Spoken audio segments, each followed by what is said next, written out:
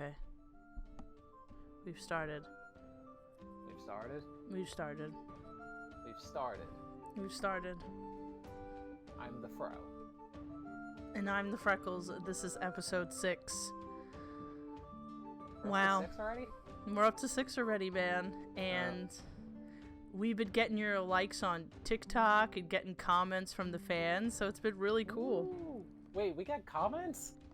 Yeah, man, you just started following the TikTok. It was the gameplay episode that we had. I asked everybody, do they prefer gameplay or plot? And obviously we got a lot of people who said it the gameplay. And I think they said it all depends. So, it all depends on the game. But me, if it's got no plot, you're not getting the cock. I didn't like that.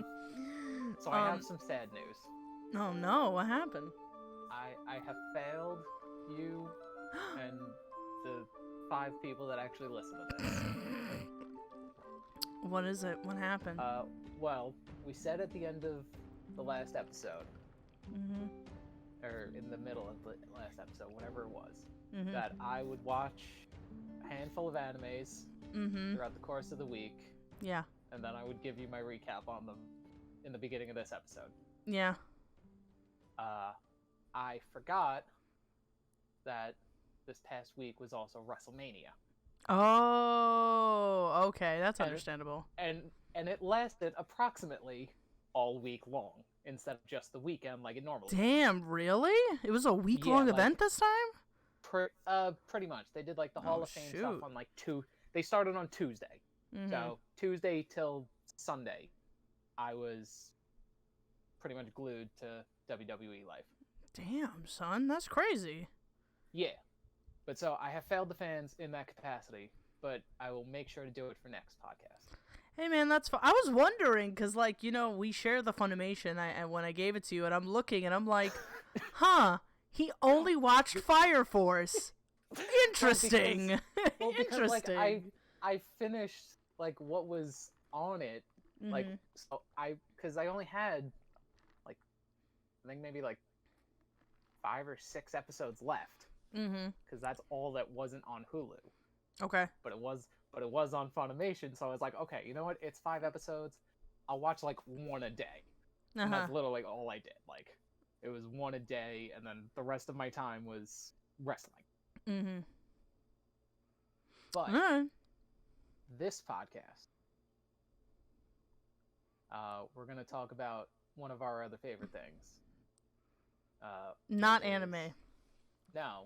No, we've done anime, we've done movies, we've done music, we've done weird trading card games from the 90s. No, our next is, we're going back even further into the vault to a time when neither of us was alive. And that would be, I believe, 87 is when it started. And we're going to talk about D&D. And it's funny, I'm going to roll... That was me rolling my die. It rolled on the... it fell on the floor. Does not count. I will not be getting it. That's gone. Yeah, it's gone. I was going to roll my die for effects and to make it sound cool. I'll just put in the audio for it. Yeah. But yeah, it's funny. It's funny it was a D&D episode this time because I had my my die on the table and I was just like, "Oh, I forgot we're doing D&D today." I guess we should talk about how we got interested or what we like about D&D, I guess. So I was already wrong about something right off the bat. Dungeons and Dragons, or? Yeah. The original year it was introduced was 74. Oh yeah, I would say it was the 70s. Hey, that's fine. A decade off. That's fine. I think that it got really popular in the 80s, but I think didn't the scare start in the 70s? Yeah, the Satanic Panic. The Satanic Panic started the late 70s. But we'll get more into our thoughts about that later. Sure. But I got introduced to D&D when I was I guess it was high school. My mom would talk about how she loves fantasy-based stuff, but she's never played D&D before because of the Satanic Panic. and I had like friends who played, but I was really like I think you were the one who got me like mostly into it, because I've only talked about it in theory but never actually played. So yeah, and I think you said you played when you were like younger, right? Yeah, I started. Uh, I had a friend in. We met in fourth grade. Mm-hmm. Uh, his dad had like all the miniatures and like did like the little pewter miniatures because they were actually cast in metal back then. Mm-hmm. Hand painted, like beautiful table pieces. And I would show up to his house like Saturday mornings at 10 o'clock, and we would just sit and play all day long. But yeah, that would have been however long ago that is from now. Many years. Many years. And then nowadays we just, I don't want to word it that way. We play like just you and I mostly. But we do have other people we're trying to like get more into it and introduce. I think it was they actually just asked me when our next session is. Yes! And I was telling them like I'm waiting on some I have these 2 campaigns that I'm working on, all set in the same universe, and it doesn't really matter which one we do first. But I'm waiting on some supplementary stuff for the one campaign. The other one, I got like a fresh idea the other night, and I was like, "Ooh, this is what we can do." Nice and fresh. But we can talk about campaigns and supplement stuff in a little bit. Mm-hmm. So what did you want to just keep talking about our introductions, or were you like? We can. I don't mind. But yeah, I was like mostly the most person I've ever played D&D with is you. Like in college, my friends didn't tell me they were into D&D until after I graduated, and I was so upset. They were like, "We didn't know you liked D&D." I'm like, "I went to class dressed like an elf once." I'm like, "Of course I like D&D. Of course I like that fantasy crap." Yeah. What's it called? And so it's just one of those games that I wish I had that story where like my friends and I played in the basement, and had like little figurines. Not saying that you played in a basement, but all cool stuff happens in basements. We played during my original run. It was in this, these people's house in their kitchen. We sat around the kitchen table and played. But like it was kind of fun because like if we needed specific like creatures or something that this my friend's dad didn't have a miniature for or something, we would just go grab one of the toys that like if we weren't playing D&D or something, we're playing with other things because we were young, like kids have toys. Kids have toys. So at one point in one of our campaigns, we had to fight a gold dragon. Ooh, I'm about to grab my You keep talking. I'll be right back. Oh, okay. Yeah. So, we had to fight a gold dragon, and the kid's dad didn't have a miniature of a gold dragon. He had red dragons and blue dragons, green, black, every other color but a gold dragon. And he was like, "I got an idea," and my friend said that he was like, "I got an idea." And he ran off to his room and came back with like this plastic yellow dragon. If I can find a picture, I will send it to you, and it'll be up here for everybody to see. I was hoping it was going to be a Ghidorah, but he like snapped all the two heads off. No, I wish. It was like, I remember the dragon so vividly, I just don't remember the toy line. Like, it had like these little crystals and they had a magnet on the back, and like when you put it to like, it like stuck to like different parts of the dragon, and it made the figure do different things. I'll definitely find a picture of it, and this way we can look at it. I grabbed my monster manual, and I'm trying to look up the hit points of a golden dragon. It's a lot. Dude, I'm looking. So which? Oh man, and you probably don't remember. I was like, do you think it was an adult or a young dragon? I mean, I would so assume it's an adult. we were, yeah, like I mean, by that point in the campaign, we were pretty high leveled. Oh yeah, it's totally. That thing is.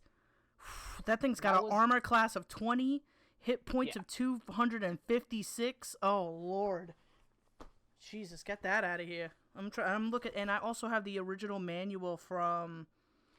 What year is this from? Anticipation. Let's see. I'm trying to look at what year this came out. What year? What came out? I have the first 3.5 manual. 3.5 came out. I don't see there. Normally is. I can normally tell. Oh, 2000. Yeah. This one was 2000. Because we were playing 3.5 rules during that time for me. I love. Oh, that's like my favorite. I don't know. Everybody. My little brother actually is like super into D&D too. And I told him, I was like, yeah, my favorite core like rules to follow is 3.5, and he goes, oh, that sucks. I'm like, what do you mean, you little shit? What do you mean, you little shit? And Has he ever used 3.5 rules? Yeah, he uses my brother is like very advanced for his age, and he's only like 13. Yeah, no, that's not what I'm saying. Oh, like, have they used 3.5? Or are they playing 5th edition? No, they used the 3.5 before, but they prefer 5th edition. Okay. I understand it. I'm not on that train. No. But then again, I'm also a very big advocate for don't read the rule book. Oh yeah, let people just kind of have fun and do whatever they want. That's so funny because that's literally what I was about to say next. I was like, I'm normally a player that is like a player and a DM as F the rules. F the rules. F the stuff. I like a good homebrewed game. Like, yes, the core rules, of course, when it comes to like, agilities and certain things, of course, I'm going to take it into account. But go ahead, do it. You want to go ahead and jump off the bridge? Go ahead, make an athletic check. If you pass it, go ahead. But you will be rolling with disadvantage if you are, if you're not proficient in it, or if you're drunk, or. You have to keep those. Of course, yeah. I mean, you got to take into account your world building and what it means. But yeah, if I'm the DM at the table, which you've experienced and the rest of our party has, I mean, hell, my DM screen that I made literally says you can roll for it. Oh man, there is nothing I don't allow at my table. Send me a picture of that because I want to put that in too because that thing is magnificent, and also he has a die roller. Screen? Oh, his screen is magnificent. My whole thing is built in. It's the picture will be up here, and it'll show all these things I'm about to talk about. So it's a 4-panel screen with a dice tower in the middle with 2 different slot options. One that rolls through for secret DM rules, and one that rolls through that sticks out to the table so that your party can see what you've rolled. And then interior, there's like a little box where like you can keep all your dice and paperwork and whatever else, pens, pencils, a handful of minis and stuff that you can keep in it. And this way, like if you have to travel somewhere to do DM things, you can just pick up the whole box and go. Oh yeah, and you know what I thought about? I know you don't want to mention 20, but they have this thing called the Box of Doom, and yes, I've seen the clips of them rolling in the Box of Doom. I was thinking that yours would be called the Tower of Terror. Oh, it definitely is. It's because it's literally the name for it. It's the Tower of Terror because 1, Disney, 2, it's because it's it looks like a tower, and I feel like that's where the big rolls should go. Yeah. If we ever have any like big rolls. So I actually designed it Mm-hmm. The spacing on the inside where like all the different parts where like the dice bounce against, so Mm-hmm. that like it really jumbles up the roll. Because otherwise, like if it didn't have those, you can just like drop the dice in perfectly every time and get the roll that you want, kind of. Of course. But so I designed it so that it'll fit the big chunky dice that I have. Oh, you gotta send a picture of those chunky dice, I cause will, yeah, we'll put up a picture of those compared to like a regular size die. I They're love those chunky boys. probably they're like double the size, and they're really nice for when you have to do those big either with advantage or disadvantage rolls. Like Mm-hmm. it just feels good, like the way they bounce on the table and all that stuff. Oh yeah, big But rolls for big boys. but yeah. So you brought up Dimension 20.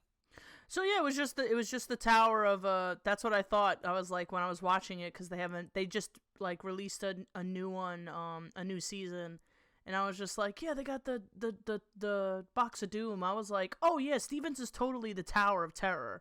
Like, oh yeah, I love that. That's mine now. So but that's like a show I watch whenever I'm like really in the mood to, write on my campaign and do that. Like, but I think Steven's like the best DM I've had, and right now, like, I have another DM that's pretty good, but Steven tries so hard. Are And you cheating on me? no, no, no.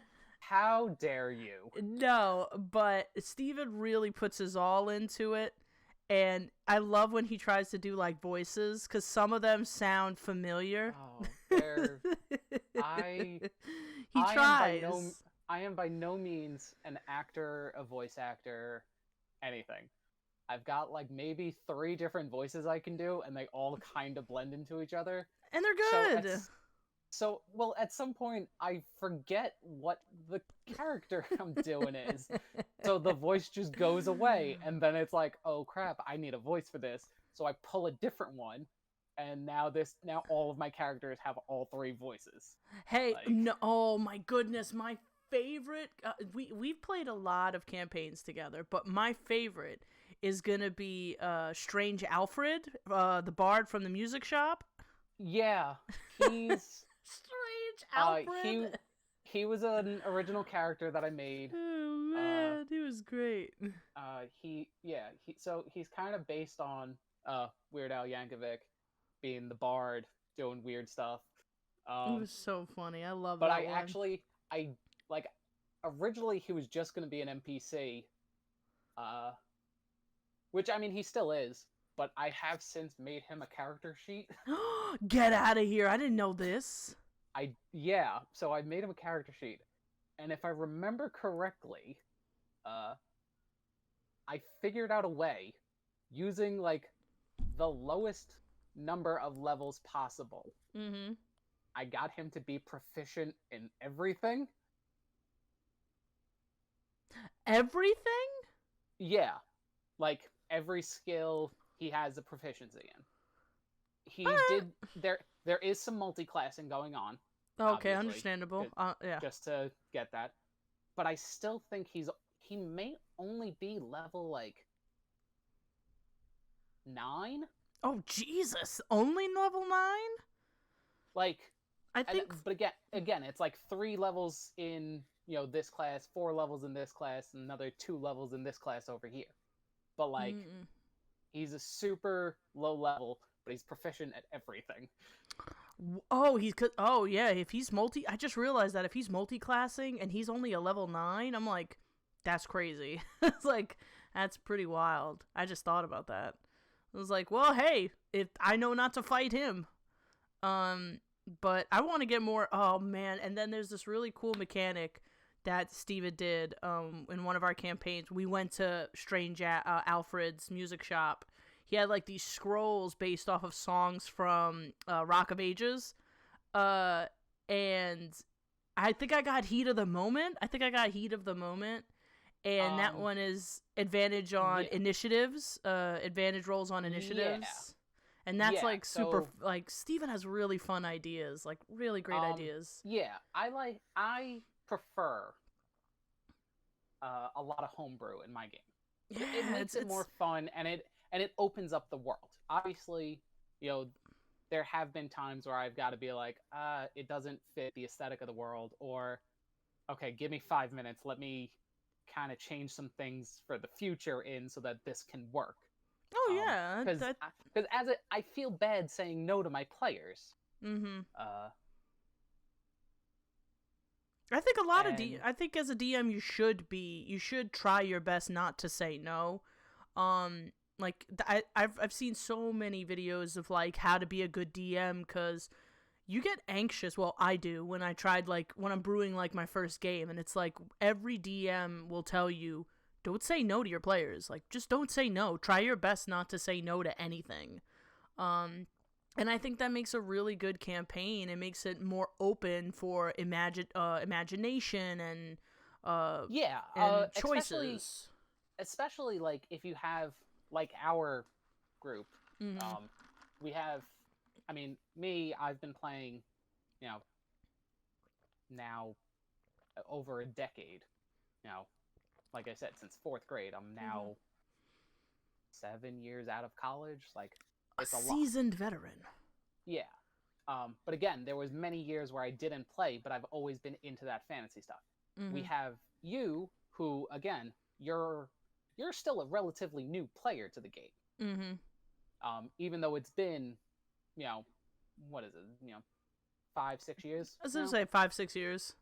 So, but again, you're still, in the grand scheme of things, you're still relatively new. Oh, absolutely. Like, whereas our other two players, those are babies. they've played a total of 1.5 sessions. Baby's first D&D. Literally, all they've done pretty much is made characters, befriend a werewolf accidentally, and get herpes. And Andre got herpes, and then you guys walked through half a dungeon and then turned around and walked out and said, we're done. Oh, and since Andre is listening, hi Andre, we know you're listening. Yes. Also, I found Strange Alfred's character sheet. He is level 8. Oh, okay. That's even lower. Like, that's even lower than I thought. He is a half-elf. He has 4 levels as a bard, 3 levels as a rogue, and 1 level as a cleric. He would. I feel like that sounds perfect to what Weird Al would be if he was in D&D. Yeah. So he has he is proficient in everything, and it's a ridiculous character. Oh man, that sounds like so. I can't wait. So my I think I've only tried playing my campaign with you. I've actually tried playing. I have a campaign that's homebrewed that I called. Oh my goodness, I can't even remember. I know it's the Dimension of the Good Boss. Yes. Yeah, we won't tell you what it is, just for suspense purposes. Well, I mean, we could. I guess, yeah. I mean, I already know. Yeah, like, you already know the concept. The turning point is. Yeah, because we've talked about it. Right, I kind of helped design it. So one of the oh my goodness, and this is why I feel like Steven's too advanced at this game, because one of his characters, one of my things in the game was a person had to know aquatic to speak to a god, basically. Aquin to speak to a god. And guess who had goddamn Aquin in their freaking languages?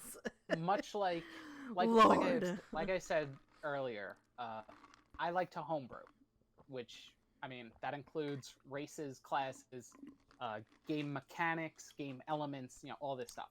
Ridiculous. So I created a character. Her name is Mizuchi. She is a dragon-born turtle. Dragon turtle-born pirate. So she's part dragon, part turtle, giving her the aquatic features, and she's a pirate, so she spends all her time at seas. Of course she's gonna know how to talk to fish people. It's just like you weren't like, you don't, and that's what I love about kind of being a DM. Did he also? I feel like I might have had 2 characters. It was that it knew it. the hippo? Oh, the hippo race. Yeah, I think my GIF Yes, I think he was knew it. And there was He was the other one. And then because at that point I was playing the two-headed. Yes, that's what. And they were the only one that did not understand what was going. Fucking idea. He had no idea. I don't even think he could speak to the fish people that were actually with that god. And I think they were the only ones who were like, "Nope, we have no idea what's going on right now." Yeah, that's what I thought was really funny. I very quickly derailed a campaign. Oh, it was crazy because I'm like, damn. I was like, he's like, oh yeah, I could speak Aquan, and I'm like, you can? And he goes, yeah. I'm like, yep. Fuck, give me a minute. I had to there's fucking come up with dialogue. It was crazy. Yeah, that's like the number one thing I would recommend as a DM. Like, even if you're not planning on something, you don't need to plan for every little thing. Mm-hmm. But keep it in mind. At a certain point, you need to know your players. Of like, okay, I know this is where I want to get them, and I know the choices that they're gonna make. How do I lead their choices to get them where I want to be? Like, how do I get them to make the choices for the story that I want to tell?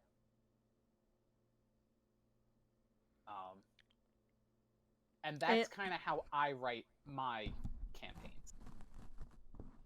Oh, and I think that's like, since this is like the first campaign I've ever done, and... Oh, listen, for your first campaign, like that there was homebrew content, there was story, there was like all sorts of stuff in yours that I was not expecting, and I loved every minute of it. Okay, that makes me really happy, because I was so nervous, and like, especially with you being such a seasoned veteran with D&D, you know, I had such high expectations. I was like, man, he's gonna think this is stupid. And I mean, you also have to understand, I was like, when we played that for your campaign, it was just the two of us. So I was, just to give the story more life, I was playing multiple characters. Oh, they were the best, by the way. I loved two of them stuck around. The other one had to go. Oh, I couldn't figure it out. And it was my favorite one that had to go. It was like this two-headed race. I don't even remember what it was. Scoridra. So it was essentially a Hydra race. And so it's it leveled up, it grew more heads.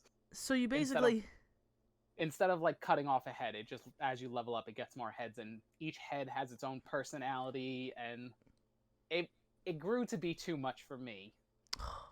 But as me as a person, I'm definitely going to be taking that race the next time I play. Like, when I build a character, that's totally something I want to do, because I love playing multiple characters. Being the actor in the group, like, I love like changing up personalities. But speaking of characters, like, out of your like expertise, like, what has been your like favorite race, you know, favorite class to have played? I think I know, but for the viewers. So, I mean, it depends. I mean, every game gives me something different. Mm-hmm. Like, I remember, like I said, in 4th grade, I was it was not my house. It was not my dad running the campaign, but I was in charge of the party. I was the party leader. And I think I was a dark elf battle mage combo. Damn. Like, I definitely had magic abilities, but I constantly used a sword instead. Oh man, that's how I feel with my with one of my bards. Like, somebody who is supposed to be magic proficient but still picks up a weapon. Yeah, I love that. I blatantly disregarded my magic. That's crazy. Every once in a while I'd be like, magic missiles, like whatever. But I preferred using a two-handed sword as a like as a mage. Like it's makes no sense. I just like the race or the class. I don't want to use I don't want to use magic. Let me use my sword. Yeah. But other than that, I mean, one of my favorite things to do is make characters. Like, even if I don't get to play them in a campaign, I like creating weird, slightly broken characters, I guess I'd call them. Mm-hmm. They're not like broken, like, game mechanic wise, but broken as like a troubled person. Like, I have 1, 2, 3, 4, 5, 6, 7 characters of my own that I've created that I still have like copies of their character sheets. I got a handful of other people's character sheets just because I'm the one that keeps track of them. Is it the party that we have? Some of them. Oh, some of them are. Some of them, like one of them is Strange Alfred. Oh, okay. Yeah, like NPCs and other characters of your personal accord. So I have this other character, but this is my example of one of my broken characters. He is a treant, which is tree people race. Ooh. But his class is Pyromancer. I'm sorry? Yeah, he's a tree that casts fire spells. Fire spells? Oh, he's gotta... You definitely better be rolling disadvantages on every single thing. With, there's him. There's so silly. Another one that I haven't gotten a chance to make the character sheet, but I want to, is an Aarakocra, so bird person. I haven't figured out what kind of bird their part is, but I know they're a bird person. But they can't fly. Like, they have the wings and everything, but the wings are like... I may go with like an albatross, because they have very large wings. And maybe this is like a small Aarakocra. So the wings are too big for them, so they're constantly getting in the way. I was gonna say, and why don't they fly? They're afraid of heights? No, they just can't. Like, the wings are too big. Oh, the wings are too really? Like when they're walking around, the wings are dragging behind them and getting caught on things. And... That sounds like a nightmare, man. Oh, it's hysterical though. That's so funny. Oh, see, like this is a madman making characters now. Like, this is just the most obscene he's could love to do. Yeah, that's very Steven-esque. Yeah. But my favorite, since I haven't been playing for long, I haven't been able to, like, test the waters of other, like, character creations and models, because I've always had my OC, which I, like, love to death, and I get really scared, because I think in a recent campaign that I played with Steven, like, they almost died, and I got really scared. I made that one a little too hard. That's fine. I think I still blame my boyfriend. He should have helped me. But I thought that was fabulous. The two of you going back and forth of you were the bard trying to flirt with him, and he was just like, "What are you doing?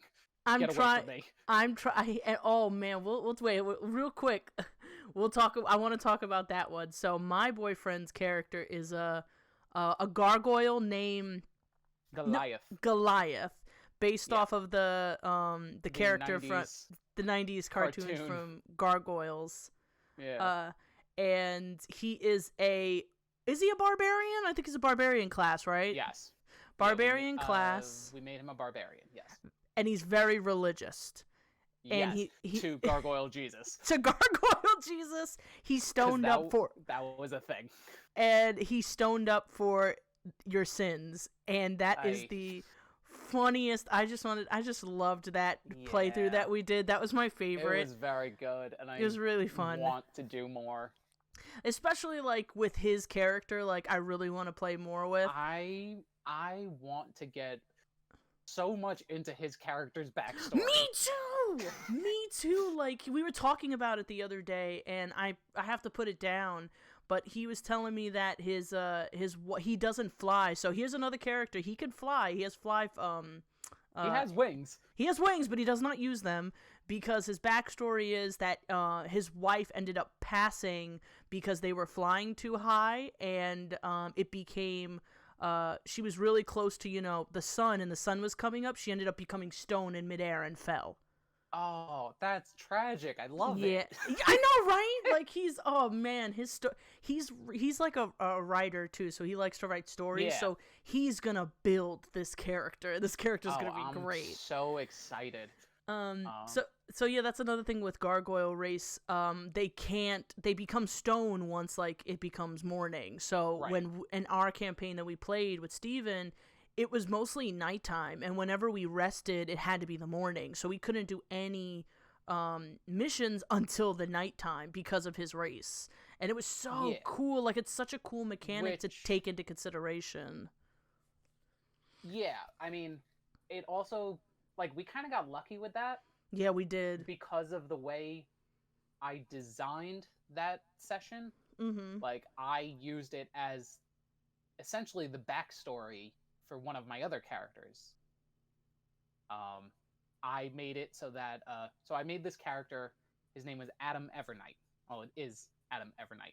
Oh, yeah, this was also his backstory game that we played, yes. right? Oh, yeah, I forgot. What was he? I don't actually know. When his backstory game, or his actual? Well, no, his stats there. So anyway, he was like a commoner working in the castle. He had to go clean something. He needed help. And then the character that I designed was a vampiric dragon knight. A Dompere dragon knight. That's what it is. Mm-hmm. So he gets a dragon patron that's his dude. That's where he gets his power from. And he's also a vampire. So I was having trouble coming up with, like, all right, well, how did the vampire hook up with the dragon guy and, like, all this stuff? So I was like, you know what? I'm not going to write it. I'm going to make somebody else write it for me. And it happened. Which is where you and Shema came in. It was like, okay, this is my character. You guys figure out how to get him from point A to point B. And it worked, actually. Like, in the fight, he was bitten by the skeleton dragon that you guys were fighting.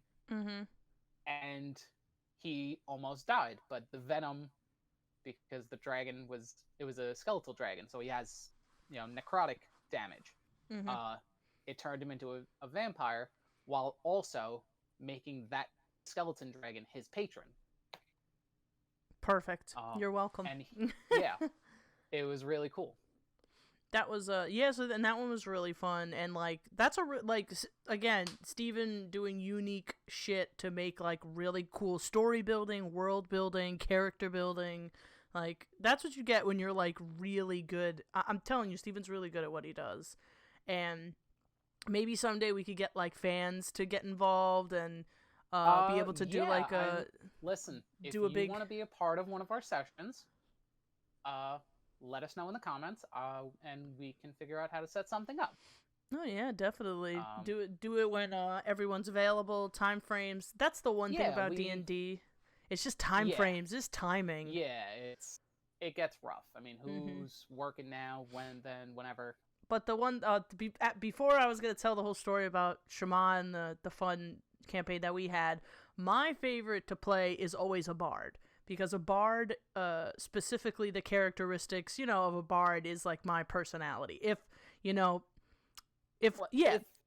there was anyone on the face of the planet that's a bard that I know, it is you. Oh yeah. You're a musician. You try to be a comedian. Hurtful, okay, but true. Listen, sometimes your jokes are bad. I'm gonna be honest. Sometimes you got bad jokes. If you want proof, you could go back to the beginning of that cock joke I made. Yeah. So there's that. You're an actress. You've done theater for as long as I've known you. So like all of the qualities that make a bard is you. Is me. Which is why it works so well. Oh yeah, and my my OC is, I've had them forever. Like I made them when I was like, I just the summer of my first year at college, I built them, and I've had them ever since. And they are a tiefling bard, and they are just perfect to my eyes. Like they're oh my goodness, I don't even know how to describe their sex. They have both genitalia, and I can't remember what it's called. It's not. Oh my goodness, what's the word? They're bigender. I'm just gonna go with bigender at this point because they go by both sexes. So I can't remember what it is when you have both genitalia, but they normally use magic to reverse themselves in certain situations, and I love that. That's like hermaphrodite. Is that? I don't know if that's the right word. That is the word. It is the word? Okay, yes. So but they don't. It's not like there, so they switch back and forth. So I would more say bigender. And I just I love them. They're so perfect. Like, and my favorite thing is they love to drink. So they have like this enchanted flask that they carry around with them that's also haunted by a spirit that they can only hear. So they'll just be talking to themselves.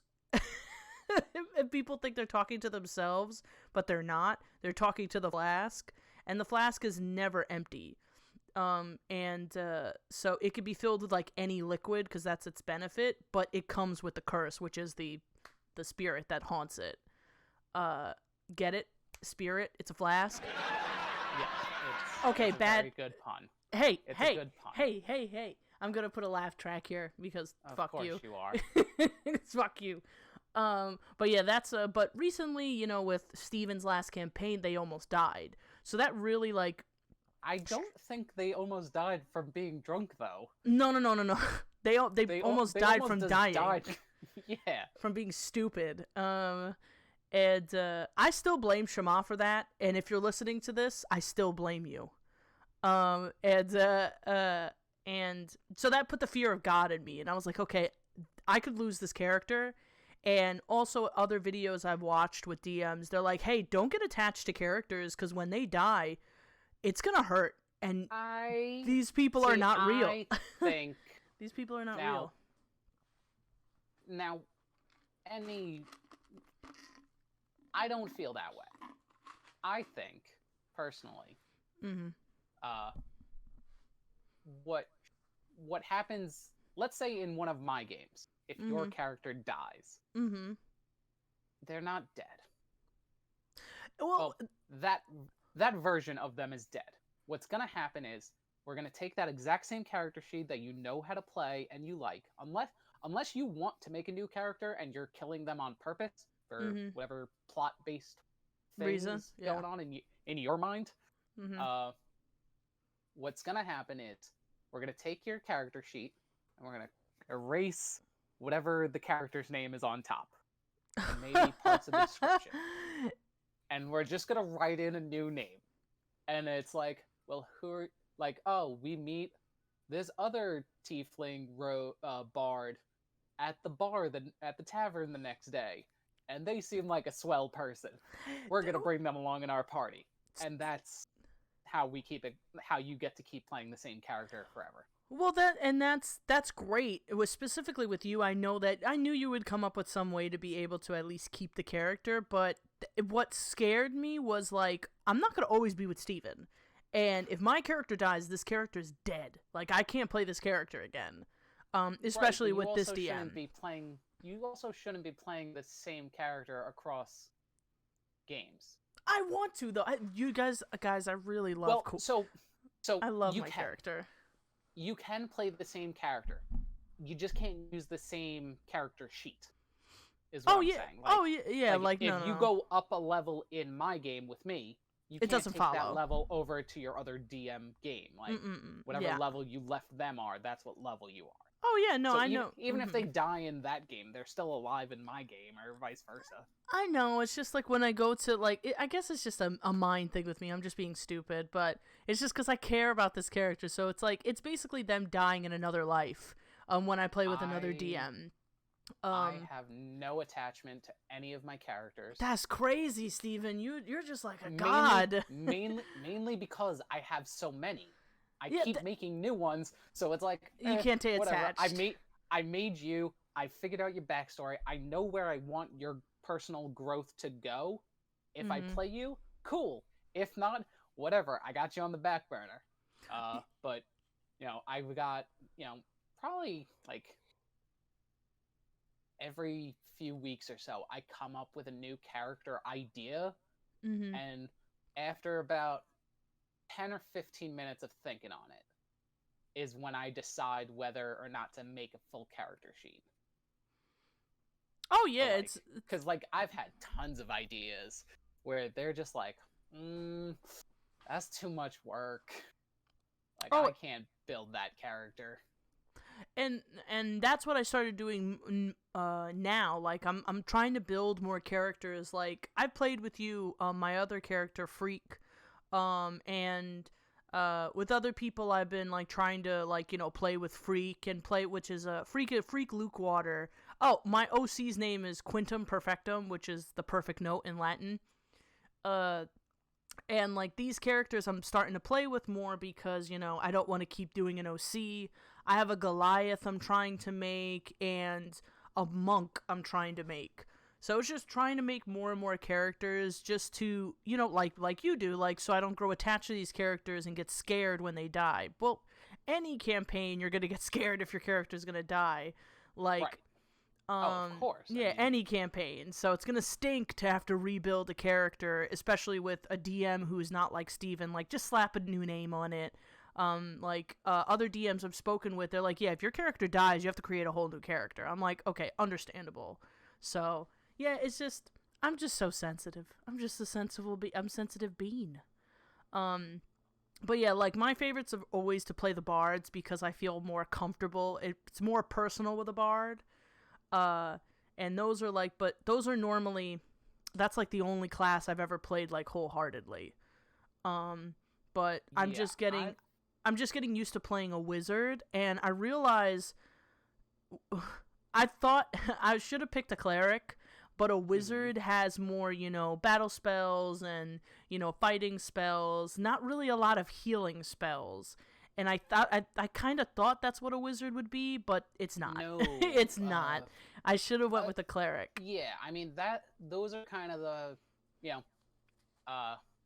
if you're going to do a magic-based character, you look at what if you're working with a party already, you kind of look at what the party needs. If you're all building it, whatever, you'll figure it out. But if you look at what the party needs, if they need a healer, you go cleric. If they need a like a tank, usually go warlock, because you have your patron that you can use as like a weapon almost, and a shield. So it will give you extra HP. For support, you go wizard or sorcerer, whatever you want to call it. And you go with one of those because they're kind of like a wider variety. Like they have the attack, they have some healing, they have some defensive. They're kind of a broad category. And if you're just gonna do like attack, like if you're DPS, you can actually take paladin because they get magic. So those are your kind of guidelines for understanding those kind of characters. So yeah, and I should have like looked more in depthly, but I think we have a rogue. I was talking to with the DM. It was a rogue. I think it's 2 rogues, a barbarian, a cleric, and then I was just like, oh well, I'll just do a wizard because I really wanted to like switch it up with like I didn't want to do a bard. Like I love Quinn, but like if I ever were to play like another campaign with people, if I don't know the people, Quinn is a bit too much. Quinn is a bit much for strangers. Right, but again, it's a character that you've been developing for, forever now.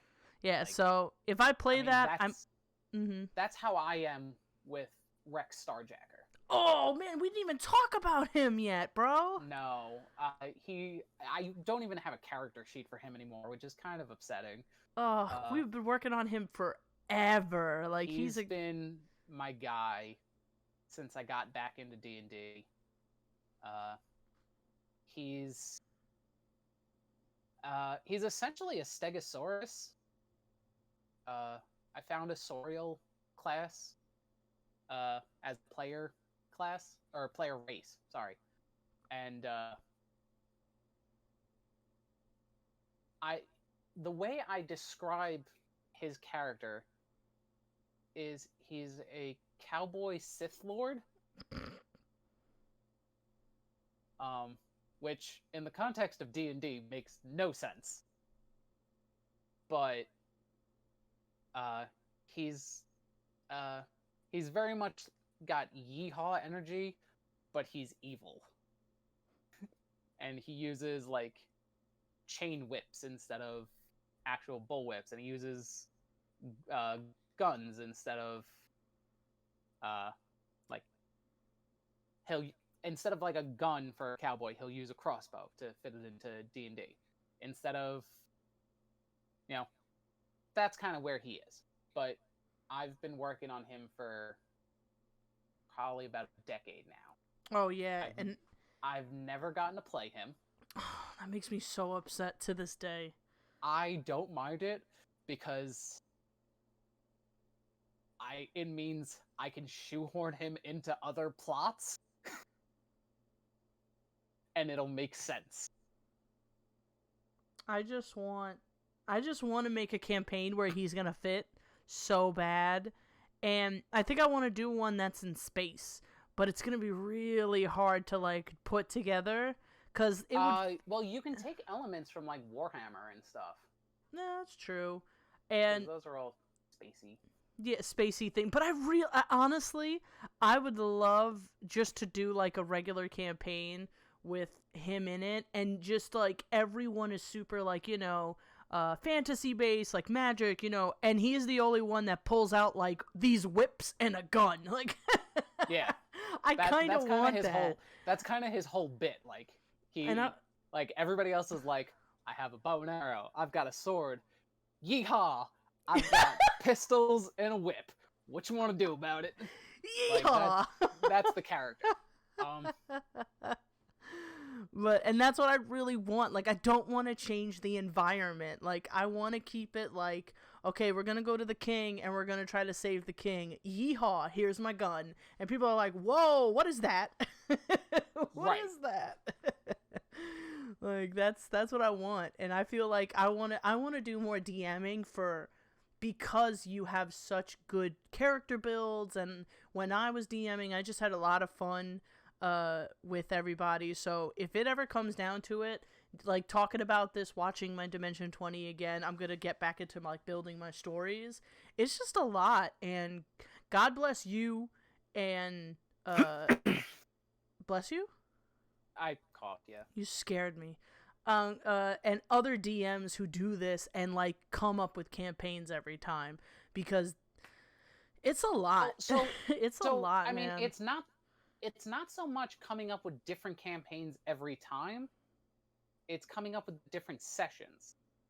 Like think of it as a TV show. Like, we have a plot that we need to get through. Episode 1, we introduce characters, we make them all friends somehow, and something happens. And then it's going to take them the rest of the season to figure it out. And then you just kind of break it down episode by episode. Some of them are going to be filler episodes, and that's okay. Those are your side quests. I know I want them to fight, this really hard creature in the next couple sessions or episodes. Mm-hmm. So maybe we'll go off and do a couple side quests, and it'll give them some better items and a couple levels. And, you do all that stuff, and that's how you break down that's how you turn sessions into a campaign, and you just go from there, and it gets bigger and bigger, and eventually wherever it leads. Like I have I have a few campaigns that I'm working on. One of them, like I said in the beginning, I don't have the supplements for. They're not coming. I think the company actually just sent me an email not too long ago that they just delayed them another like 6 months, which I'm really annoyed at. Because is this the Cats and Catacombs? no, that one I received the other day actually, which I need to bring you. No, this one. If anybody wants to look it up, it's called Hecna, and it's all carnival themed. Oh, this is the one that you told me where it's like the literal like nose, the clown nose. So like yeah. clown noses or like spider kind of things, and actual clowns are enemies and all this other stuff. They just delayed, unfortunately. But so that's one half. There's another half that I'm using supplements from. I think the company's called Action Fiction. They made it's called the Monsters of Merca. So it's all American pop culture things. So there's like one location in their map is called Flavor City, and there's Guy Fiery, and he's like a demon or something. They're terrible puns, but I love them. Great. But so I'm still waiting on all those. But I had I was scrolling TikTok, and I follow a bunch of D&D creators on there. You gotta give me a few. I want to follow some. I will find them and let you know. But so they gave me 3 pretty good ideas.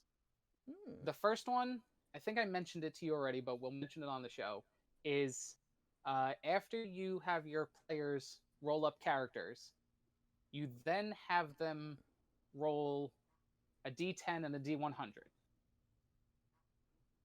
And that's how long their character's been dead. And the game opens with you all wake up in a graveyard. Oh, yeah, you told me about this one, and I thought this one was really cool. And you essentially run it like everybody, you all came back from the dead for whatever reason, and, maybe part of the campaign is figuring out how you died and why this, how long you've been dead, and, if it's close enough, maybe reuniting with the family, if not finding your lover's grave or something like that. So there's that one.